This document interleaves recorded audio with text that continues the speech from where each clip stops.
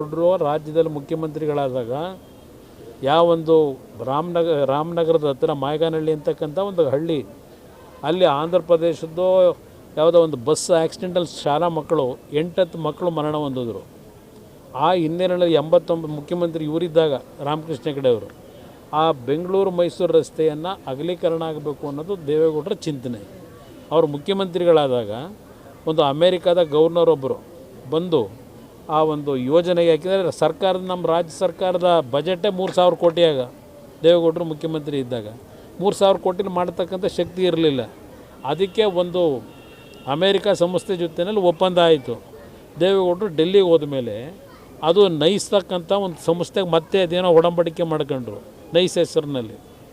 ಬೆಂಗಳೂರು ಮೈಸೂರು ರಸ್ತೆ ಆಯಿತಾ 30 ವರ್ಷ ಹಾಗೇ ಹೋಯಿತು, ಅವಧಿ ಮುಗದೇ ಹೋಗಿದೆ.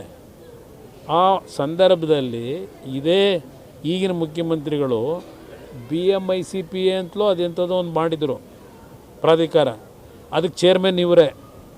ಸುಮಾರು 1.25 ಲಕ್ಷ ಎಕರೆ ಭೂಮಿನ ಆ ಸಂದರ್ಭದಲ್ಲಿ ಬೆಂಗಳೂರು ಮೈಸೂರು ರಸ್ತೆಗೆ ಮತ್ತು ಟೌನ್ಶಿಪ್ ಮಾಡಲಿಕ್ಕೆ ಅವತ್ತು ನೋಟಿಫೈ ಮಾಡಿದ್ರು. ಈ 30 ವರ್ಷದಲ್ಲಿ ಏನಾಯ್ತದು?